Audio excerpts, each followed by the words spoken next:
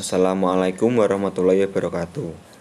Perkenalkan, nama saya Jovinda Rafael Dwi Fridatama dari kelas 12 IPA 2 absen 19. Untuk memenuhi nilai ujian praktek ekonomi, saya akan mempresentasikan kertas kerja perusahaan jasa dan contoh soalnya.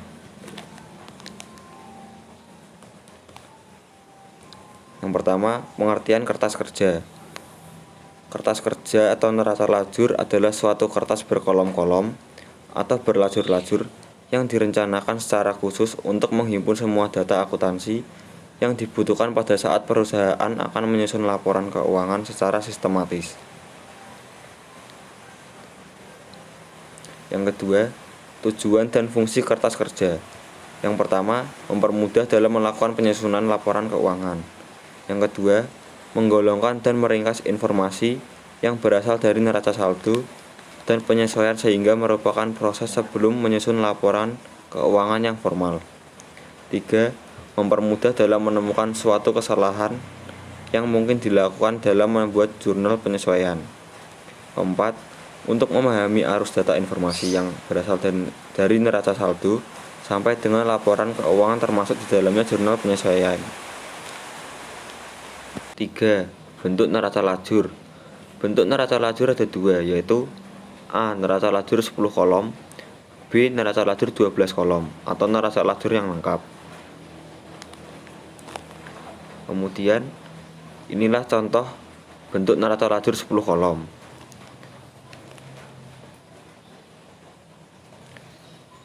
Dan ini adalah bentuk neraca lajur 12 kolom.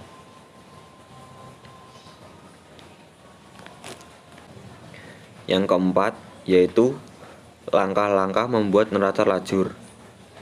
1. Tulislah nama perusahaan, neraca lajur, dan periode penyusunan pada bagian tengah atas.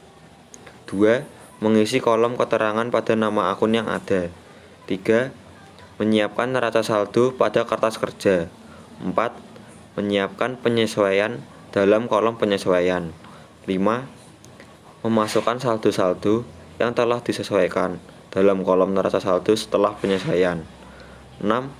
Berdasarkan angka yang berasal dari neraca saldo setelah penyesuaian, yaitu kolom 5 dan 6. Pilihlah akun pendapatan dan beban untuk dimasukkan ke dalam kolom laba rugi atau kolom 7 dan 8. Selanjutnya 7. Kolom ke-7 dan 8 dijumlah. Jika kolom 8 lebih besar dari kolom 7, maka laba. Begitu juga sebaliknya. Selisih angka dimasukkan pada kolom 7 dan sebaliknya. 8. Pilihlah akun modal, selisih laba atau kolom 7, atau selisih rugi atau kolom 8. Dan brief untuk dimasukkan ke dalam kolom perubahan modal, yaitu kolom 9 debit dan kolom 10 kredit. Jika perusahaan mengalami laba, maka angka laba yang berasal dari kolom 7 dimasukkan ke kolom 10. Dan apabila rugi, masukkanlah angka dari kolom 8 ke kolom 9. Kolom 8 dan 9 dijumlahkan. Selisih yang timbul adalah modal akhir yang dimasukkan ke kolom 9.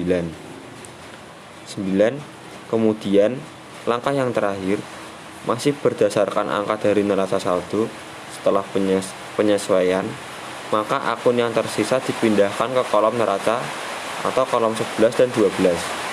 10. Pada kolom ini berisikan aset, utang, dan modal akhir atau angka yang berasal dari kolom 9. Untuk modal akhir yang ada di kolom 9 dimasukkan ke dalam kolom 12. Kolom 11 dan 12 dijumlahkan. Berikut ini adalah contoh soalnya.